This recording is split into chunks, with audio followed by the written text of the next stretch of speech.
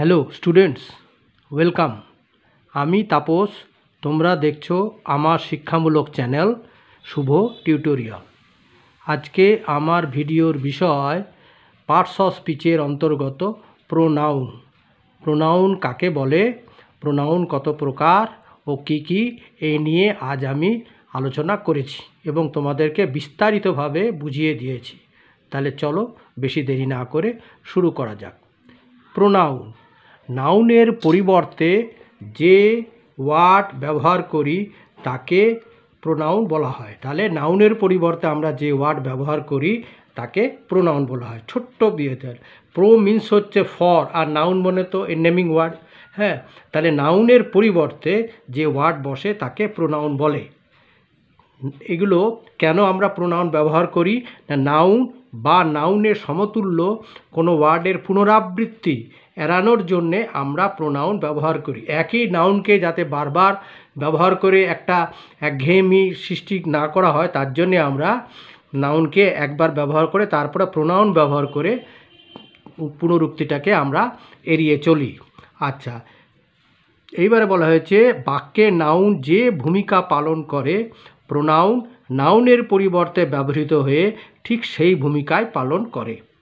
নাউনের মতো প্রোনাউনও নাম্বার বা বচন আছে, তবে সিঙ্গুলার প্রোনাউনের প্লুরাল করবার কোনো নির্দিষ্ট নিয়ম নেই।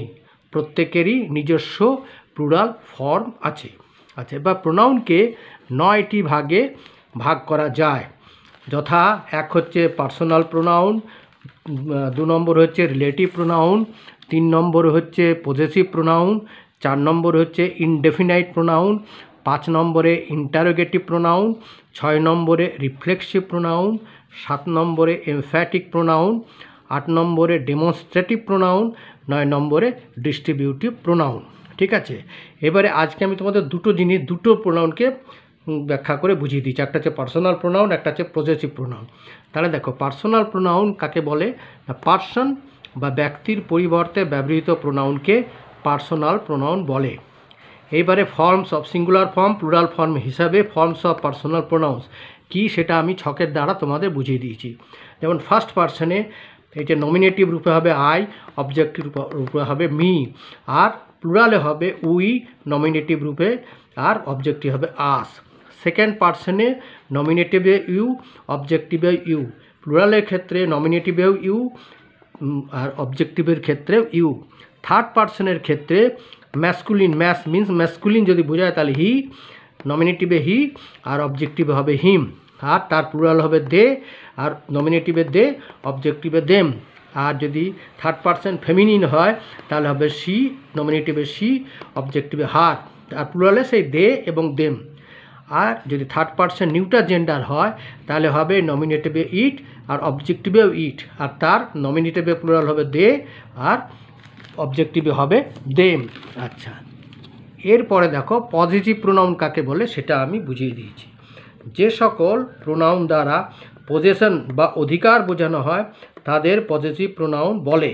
এগুলির পরে, এটা সবথেকে গুরুত্বপূর্ণ এই লাইনটা, না এগুলির পরে কোনো নাউন বসে না, কারণ আমরা অনেক সময় পজিটিভ প্রোনাউন আর পজিটিভ অ্যাডজেক্টিভের মধ্যে গুলিয়ে ফেলি। হ্যাঁ, পজিটিভ অ্যাডজেক্টিভগুলো নাউনের পূর্বে ব্যবহার হয়, আর এগুলোর পরে আর পজিটিভ প্রোনাউনগুলো এদের পরে কোনো নাউন বসে না। কয়েকটি পজিটিভ প্রোনাউনগুলো দেখিয়ে দিয়েছি সিঙ্গুলার প্লুরাল করে। আমার মানে মাইন, প্লুরালে আমাদের, আওয়ার্স, সিঙ্গুলারে তোমার, ইয়োর্স, তোমাদেরও, ইয়োর্স। তার এটা যদি ম্যাসকুলিন জেন্ডার হয় তার, হিজ, তাদের, দেয়ার্স, প্লুরালে দেয়ার্স। তার স্ত্রী যদি ফেমিনিন হয় তাহলে হার্স, প্লুরালে হবে তাদের, দেয়ার্স। এটার, ইটস, প্লুরালে হবে দেয়ার্স। ঠিক আছে, আজকে এই পর্যন্ত করে আমি আমার ক্লাসটি সমাপ্ত করলাম।